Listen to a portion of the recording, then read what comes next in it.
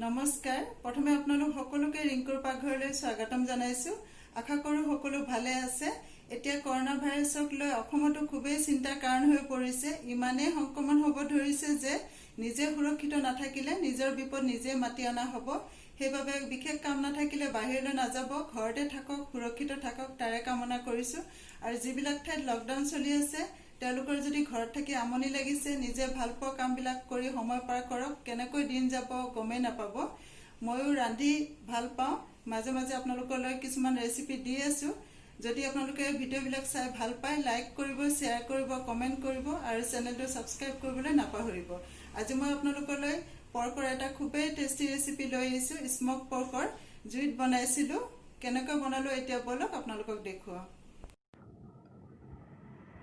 প্ৰথমে আপোনালোকক মাংস শুকুৱাৰ পদ্ধতিটো দেখুৱাইছো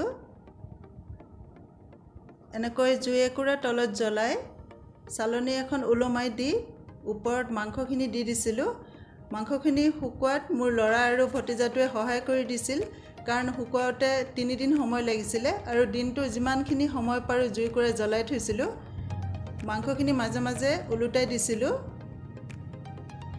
এনেকৈ শুকুৱাই লোৱা মাংসৰ সোৱাদ আপোনালোকে যিবিলাকে খাইছে তো গম পায়ে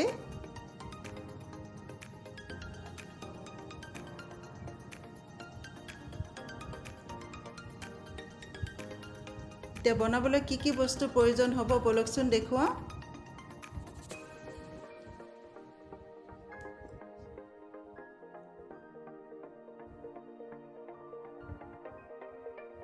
মাংসখিনি মই ভালদৰে ধুই সৰু সৰু পিচ কৰি লৈছো বিলাহী 4টা নহৰু অলপমান শুকান জলকীয়া 4টা ভোট জলকীয়া এটা সোৱাদ অনুসৰি নিমখ এতিয়া জুই একুৰা জ্বলাই লৈ তাত কেৰাহীটো বহাই দি অলপমান পানী দি দিছো পানীখিনি ভালদৰে গৰম হোৱাৰ পিছতে ইয়াত মাংসখিনি দি দিছো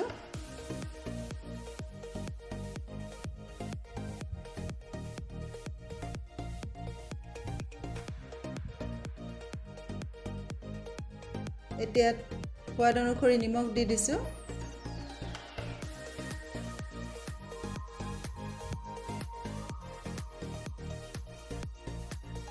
ভোট জলকীয়াটো শুকান জলকীয়া কেইটা আৰু বিলাহী কেইটা ইয়াতে দি দিছো অলপ সময় ঢাকি থৈছো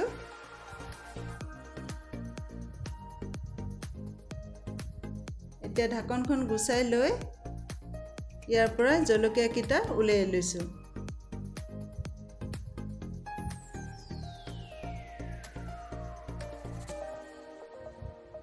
পুনৰ ঢাকনখন 10 মিনিট সময়ৰ কাৰণে ঢাকি দিছিলো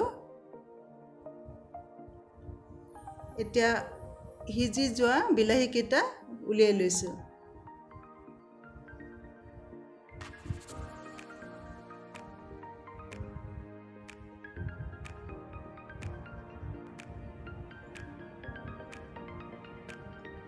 এতিয়া খুন্দনা এটাত জলকীয়া কেইটা দি দিছো ভোট জলকীয়াৰ আধা দিছো বহুত জ্বলা আমি জ্বলা অলপ কম খাও এইখিনি এতিয়া সাৱধানে খুন্দিব লাগিব নহলে চকুৱে টকুৱে চিটিকি যাব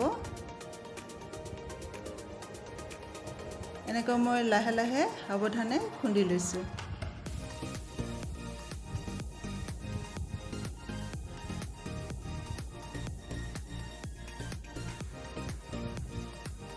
এতিয়া বইল কৰি থোৱা বিলাহী কিটাও এনেকৈ খুন্দনাত অলপমান খুন্দি লৈছো অলপমান হেচি দিলে হৈ যাব বইল কৰি থোৱাই আছে এইখিনি মোৰ ৰেডি হৈ গ'ল মই নহৰুখিনিও খুন্দি ললো 15 মিনিট মান সময়ৰ পিছত মাংসখিনি বইল কৰা হৈ গ'ল এতিয়া উঠাই লৈছো আপোনালোকে মোৰ চৌকাটো দেখি নাহিব দেই মই বৰ কষ্টৰে বনাইছো ভঙা টিং সিং যোগাৰ কৰি ইটা কেইটামান পাৰি চৌকাটো কোনোমতে বনাইছো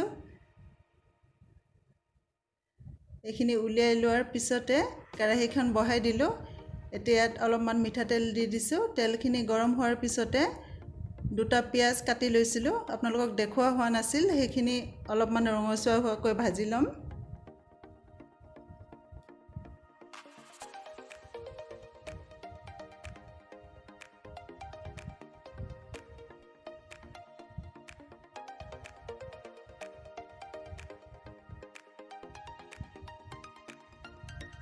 এতিয়া ইয়াত বিলাহী আৰু জলকীয়াখিনি দি দিছোঁ। অলপ সময় এইখিনি ভাজি ল'ম।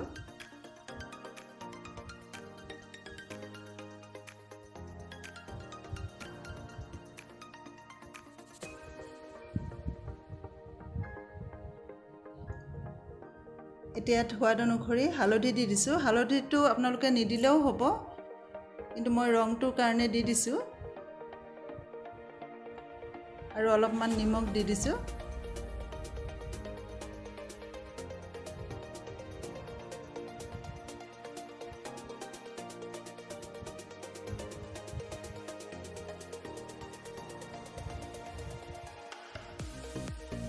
এইখিনি ভজা হোৱাৰ পিছতে ইয়াত বইল কৰি থোৱা মাংসখিনি দি দিছোঁ।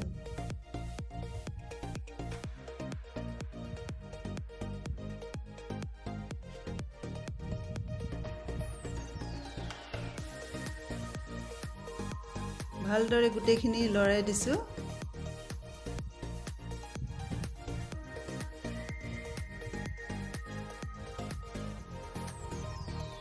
মই ইয়াত গুড়ি মছলা ব্যৱহাৰ কৰা নাই। এতিয়া ইয়াত খুন্দি লোৱা নহৰুখিনি দি দিছোঁ।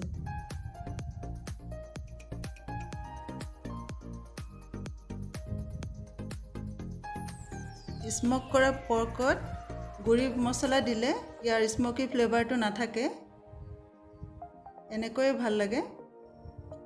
এতিয়া এইখিনি একেবাৰে ৰঙচুৱা হোৱাকৈ ফ্ৰাই কৰাৰ পিছতে ইয়াত অলপমান পানী দি দিছোঁ, নহ'লে তলত লাগি যাব।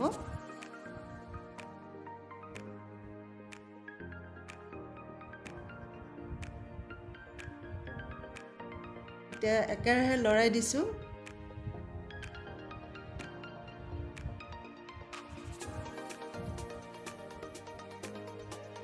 এনেকৈ লৰাই লৰাই মাংসখিনিৰ কালাৰ অহালৈ ফ্ৰাই কৰি থাকিম। এতিয়া মোৰ কালাৰ আহি গৈছে, জুইখিনি অলপমান কমাই দিছোঁ। খুব ধুনীয়া এটা স্মকি ফ্লেভাৰ আহিছে। খাবলৈ যে কিমান টেষ্টি হৈছিল চাওকচোন, দেখিবলৈও ধুনীয়া লাগিছেনে? আৰু লোভ লাগিছে নাই বাৰু? কাৰ কাৰ লোভ লাগিছে ক'বচোন। আৰু ভিডিঅ'টো চোৱাৰ বাবে বহুত বহুত ধন্যবাদ থাকিল।